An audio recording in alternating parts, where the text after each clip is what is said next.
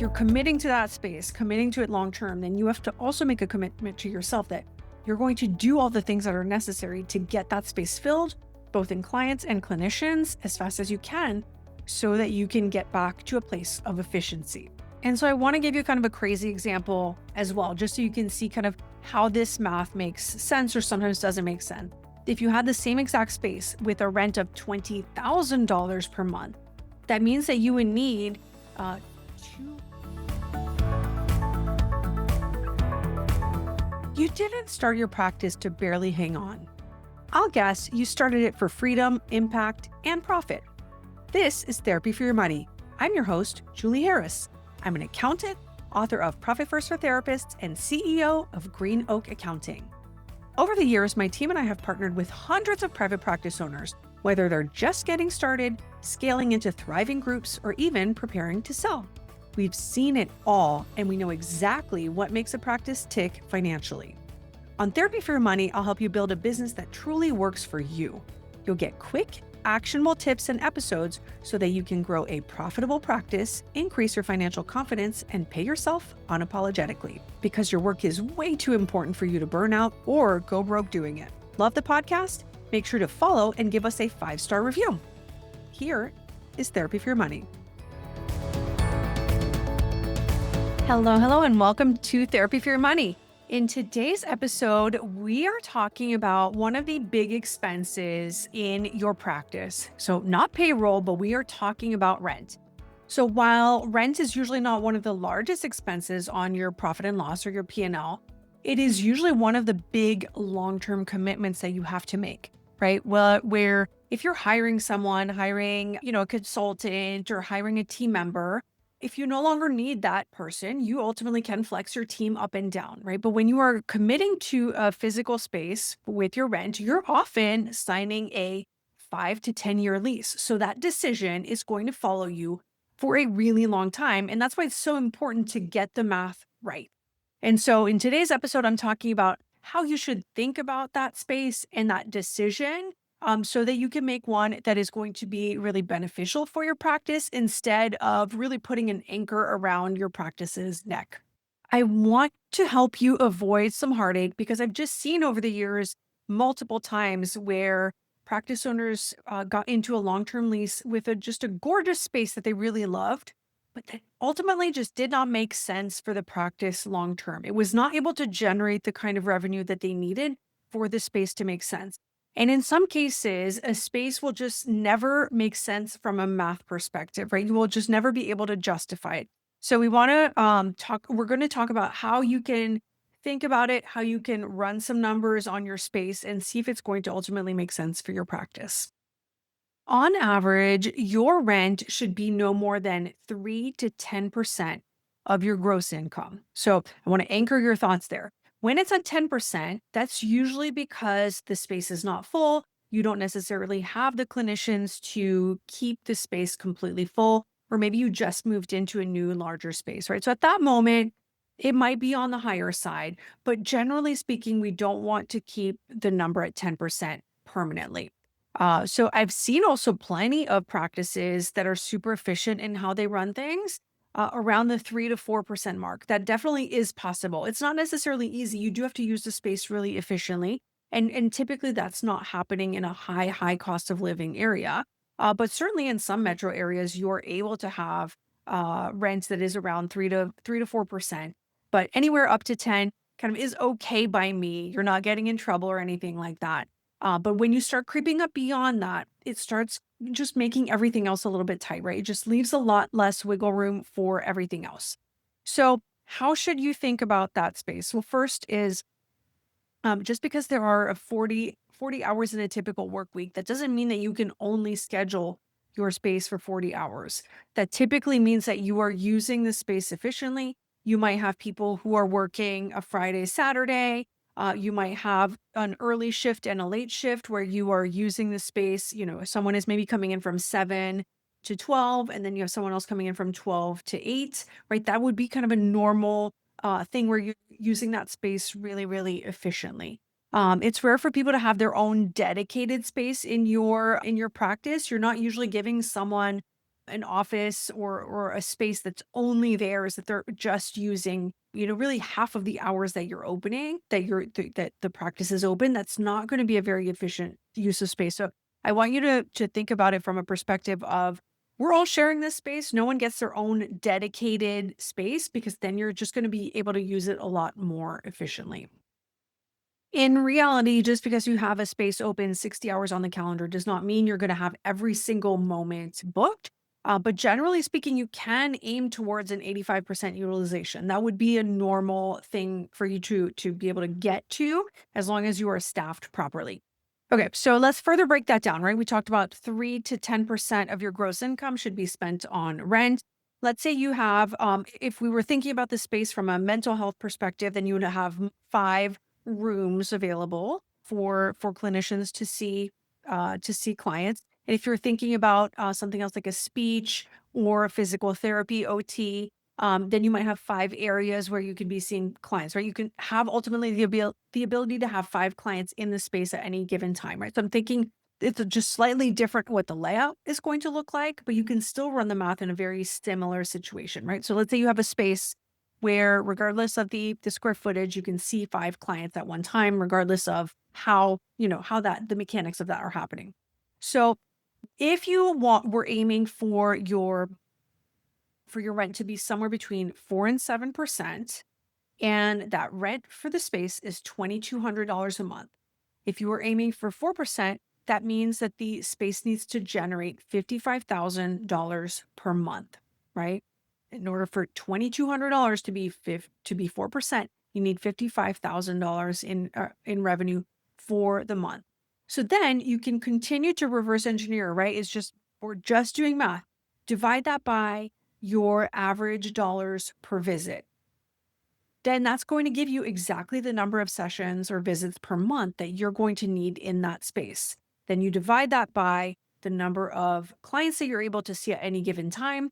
So let me just go down the math with you, right? I know you're listening in, but I still want to give you an idea. So let's say your rent is $2,200 a month. You're aiming for 4% of your income to be spent on rent. That means the space needs to generate $55,000 per month.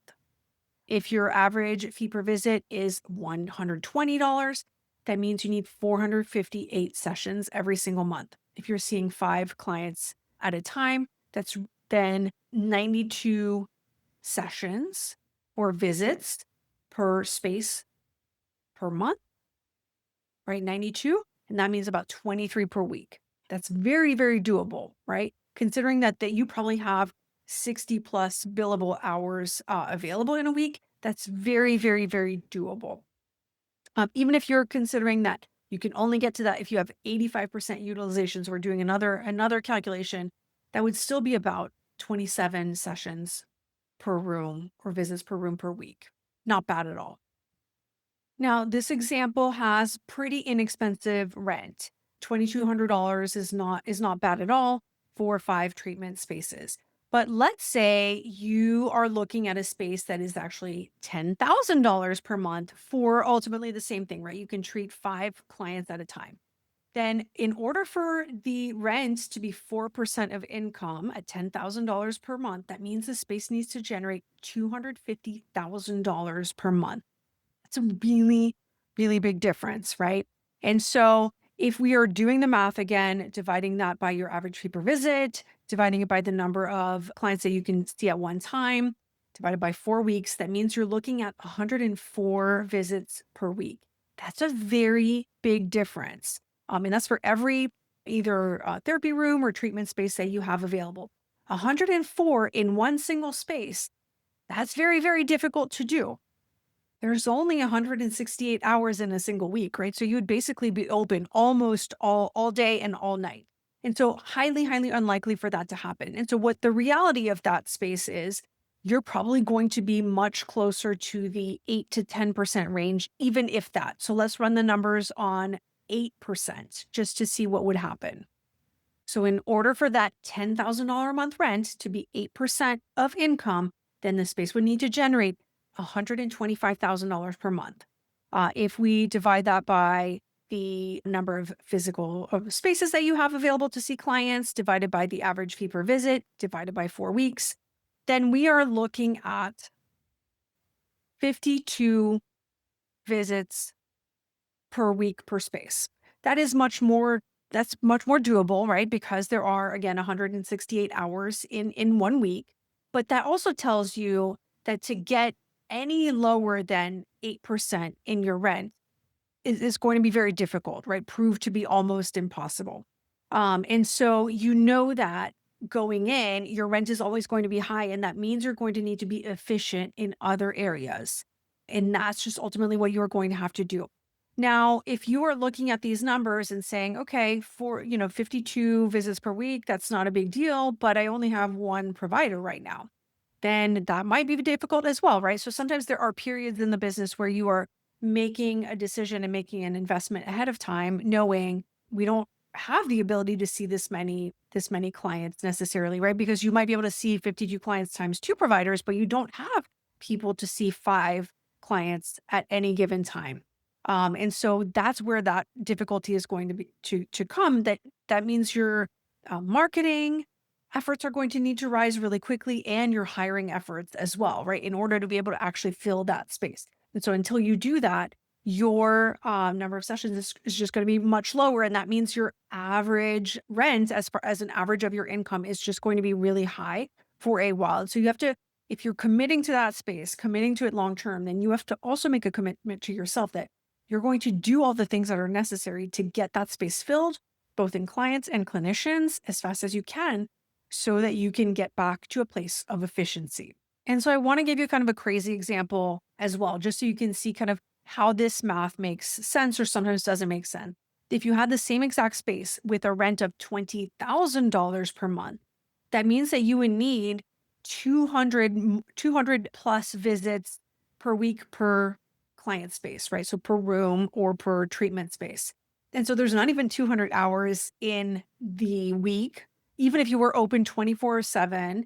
And that would assume that you actually can get a client in at 3 a.m., right? Which is unlikely. I don't know that you could find providers or clients who want to be seen at that time of day. But so in that sense, right? If you were looking at a space that's that expensive, there is literally no situation where you could make the math make sense on that space. It's just never going to make sense. You have to look for something less expensive because it just won't work. Or you have to look at ways to maybe divide the space so that you could have even more clinicians in the space at any given time, have the ability to see more clients, but otherwise that space is just not going to make sense. So, what about when you are in a high cost of living area? I'm thinking of like a New York City or Los Angeles or San Francisco.